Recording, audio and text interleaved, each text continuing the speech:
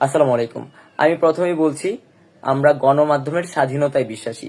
তো গতকাল একটা মিডিয়াতে দেওয়া সাক্ষাৎকারে 15 সেকেন্ডের ফিনিশিং এর ব্যাপারটা নিয়ে তুমুল আলোচনা সমালোচনার ঝড় উঠেছে। তো আমি আপনাদেরকে এই 15 সেকেন্ডের ফিনিশিং এর ব্যাপারটা একটু ক্লিয়ার করি। আমাদের এই যে এই অবস্থান হচ্ছে যারা দেশের এই অবস্থায় এসে যারা এখনো চাটুকারিতায় লিপ্ত, যারা এখনো দালালিতে লিপ্ত, যারা এখনো ভুয়া সংবাদ প্রচার করছে, মিথ্যা সংবাদ প্রচার করে জনমনে বিতর্কের সৃষ্টি করছে, তাদের বিরুদ্ধে আমাদের এই হুঁশিয়ারি। আমরা গণমাধ্যমকে সম্মান করি, যারা গণমাধ্যমে আছেন, সংবাদকর্মী আছেন, আপনাদেরকে আমরা সবসময় সম্মান করি, সবসময় ভালোবাসি। কিন্তু যারা এখনো কিছু কিছু মিডিয়া, কিছু কিছু সাংবাদিক এখনো বিভিন্ন ভাবে দালালিতে লিপ্ত আছে, তাদের বিরুদ্ধে আমাদের এই সম্মিলিত হুঁশিয়ারি। আমার কাছে মনে হয় তারা আপনাদের যেই সম্মান আছে, আপনাদের যেই ভালোবাসাটা আছে, সেটাতে হস্তক্ষেপ করছে, সেটাতে প্রশ্নবিদ্ধ করার চেষ্টা করছে, প্রশ্নবিদ্ধ করার প্রায় তারা করছে। তাই আমাদের সম্মিলিত হুঁশিয়ারি এটা, শুধু বাংলাদেশের ছাত্র জনতার না। আমি মনে করি এটা যারা আপনারা সাংবাদিক আছেন, বিভিন্ন মিডিয়াতে কাজ করছেন, আমাদের সম্মিলিত হুঁশিয়ারি এটা তাদের বিরুদ্ধে, যারা এখনো আমাদের বিভিন্নভাবে বিতর্কিত করার চেষ্টা করছে, বিভিন্নভাবে ভুয়া সংবাদ প্রচার করছে, মিথ্যা সংবাদ প্রচার করছে।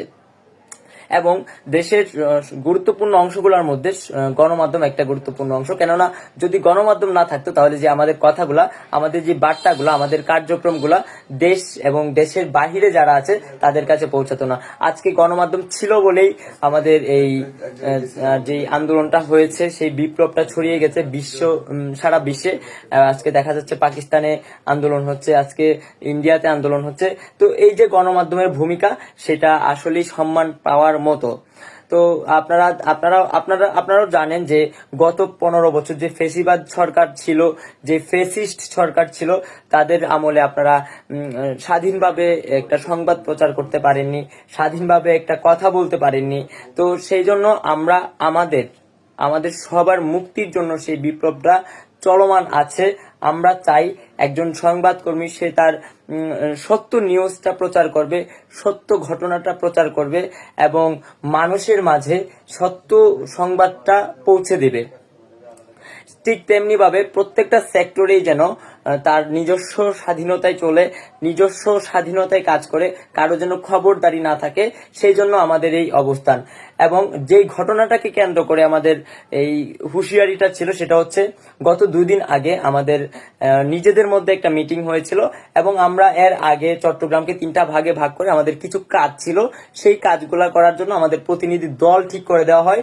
সেই প্রতিনিধি দলটার কাজ শেষ হয়ে গেছে, যার ফলে আমরা সেই প্রতিনিধি দলটার আর প্রয়োজনীয়তা মনে করছি না, যার কারণে আমরা সেটাকে আপাতত স্থগিত রেখেছি। কিন্তু যখন আবার প্রয়োজন হবে তখন আবার সেটাকে আমরা অ্যাক্টিভ করব। কিন্তু আমরা এই ব্যাপারগুলো নিয়ে মিডিয়াতে কোনো রকম কথা বলি নাই এবং আমরা মিডিয়াতে সেটা নিয়ে কারোর সাথে আমরা সাক্ষাৎকার দেইনি, অর্থাৎ আমরা সেদিন কোনো মিডিয়ার সামনে যাইনি। কিন্তু আমাদের নামে একটা ভুয়া সংবাদ প্রচার করেছে যে চট্টগ্রামের প্রত্যেকটা ইউনিট বাতিল করা হয়েছে, কমিটির প্রত্যেকটা ইউনিট বাতিল করা হয়েছে, যার ফলশ্রুতিতে এবং আমাদের যে সংবাদটা প্রচার করেছে সেটা সম্পর্কে আমরা নিজেরাও জানি না, আমাদের সাথে কোনো রকম যোগাযোগ করে নাই। তো আমরা বলবো, আপনারা যদি আমাদের কোনো সংবাদ প্রচার করেন, অন্তত আমাদেরকে একটু জিজ্ঞেস করেন বা সত্য মিথ্যাটা যাচাই করে প্রচার করার চেষ্টা করবেন। কারণ গণমাধ্যমের প্রতি মানুষের একটা আস্থা আছে, আমরা আশা রাখি সেই আস্থাটা আপনারা ধরে রাখবেন। এবং যে সংবাদটা প্রচার করেছে সেটা সম্পূর্ণ মিথ্যা, যার ফলে আমাদের তাদের বিরুদ্ধে অবস্থান। তো যারা এখনো বিভিন্নভাবে দালালিতে যুক্ত আছে, বিভিন্নভাবে চাটুকারিতায় লিপ্ত আছে, তাদের বিরুদ্ধে আমাদের এই হুঁশিয়ারি, তাদের বিরুদ্ধে আমাদের এই সম্মিলিত হুঁশিয়ারি। তাই যেটা মিসআন্ডারস্ট্যান্ডিং হয়েছে সেটা আশা করি ক্লিয়ার হয়ে গেছে। আমরা যখন প্রত্যেকের জায়গা থেকে কাজ করব এবং আমরা কাঁধে কাঁধ মিলিয়ে পায়ে পা মিলিয়ে কাজ করব, তখন আমাদের যে সুন্দর সোনার বাংলার স্বপ্ন দেখি, আমরা যে বাংলাদেশকে কল্পনা করি, সেই বাংলাদেশ খুব সহজেই আমরা বিনির্মাণ করতে পারবো। তাই আপনাদেরকে বলবো, আমরা সবাই একসাথে চলেন, কাজ করি। একসাথে কাজ করলে খুব সহজেই আমরা একটা সুন্দর সোনার বাংলাদেশ পাবো। এবং দেশবাসীকে বলবো, আপনারা কখনো কোনোভাবে বিভ্রান্ত হবেন না। আমরা আমাদের কাজ চালিয়ে যাব, আমাদের দেশ পুনর্গঠন না হওয়া পর্যন্ত, আমাদের দেশ ভালোভাবে যেই স্বপ্ন দেখি সেই স্বপ্ন বাস্তবায়ন না হওয়া পর্যন্ত আমরা কাজ করে যাব। এবং আপনারা সবসময় সজাগ থাকবেন, সচেতন থাকবেন, যেন কোনোভাবে আমাদেরকে কোনো গুজব বিভ্রান্ত করতে না পারে। তাই আপনাদের কাছে আমাদের এটুকু আহ্বান থাকবে। আর সবাই সবার জায়গা থেকে এগিয়ে আসুন, সবাই সবার জায়গায় কাজ করুন। প্রত্যেকটা সেক্টরে, প্রত্যেকটা জায়গায় দুর্নীতিকে এখন ভেঙে দেওয়ার সময়, দুর্নীতিকে রুখে দেওয়ার সময়। সবাই সবার জায়গা থেকে সজাগ থাকবেন। আল্লাহ হাফেজ, আসসালাম।